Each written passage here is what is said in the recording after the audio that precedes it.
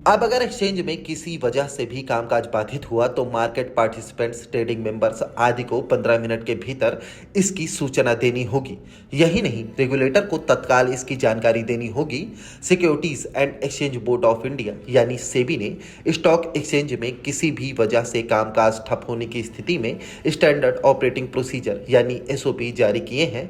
सेबी के सर्कुलर के मुताबिक एक्सचेंज में गड़बड़ी यानी आउटेज का मतलब ट्रेडिंग बंद होने से है। इनमें एक्सचेंज में तकनीक गड़बड़ियों या एक्सचेंज के कंट्रोल से बाहर की वजह शामिल है। ऐसी स्थिति में एक्सचेंज को मार्केट पार्टिसिपेंट्स, ट्रेडिंग मेंबर्स और अन्य एमआईआई को सूचना देने के लिए 15 मिनट की टाइम विंडो दी गई है। ये हैं 6 अहम बदलाव। पहला, एक या ज्यादा सेगमेंट के इस गड़बड़ी से प्रभावित होने की स्थिति को आउटेज माना गया है। हालांकि अन्य अप्रभावित सेगमेंट में ट्रेडिंग जारी रहेगी। साथ ही अन्य अप्रभावित एक्सचेंज अपने सभी मार्केट सेगमेंट्स में ट्रेड जारी रख सकेंगे।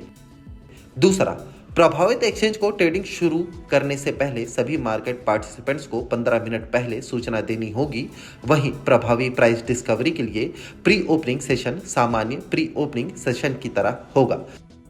तीसरा, सर्कुलर के मुताबिक यदि प्रभावित स्टॉक एक्सचेंज में सामान्य क्लोजर से कम 1 घंटे पहले ट्रेडिंग सामान्य स्थिति में आ जाती है तो ट्रेडिंग के घंटों में कोई बदलाव नहीं होगा। चौथा, यदि 1 घंटे पहले ट्रेडिंग सामान्य नहीं होती है तो सभी एक्सचेंजों को ट्रेडिंग का समय उस दिन 1.5 घंटे तक बढ़ाना होगा। एक्सचेंजों को ट्रेडिंग का समय बढ़ाने की सूचना मार्केट क्लोजर से कम 1.25 घंटे पहले बताना होगा।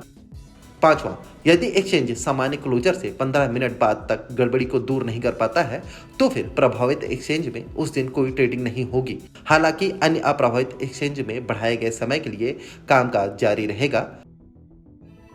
छठा, यदि गड़बड़ी के आखिरी घंटे और निर्धारित क्लोजर से 15 मिनट पहले होती है तो सभी एक्सचेंजों के लिए ट्रेडिंग का समय 1.5 घंटे तक बढ़ाया जाएगा।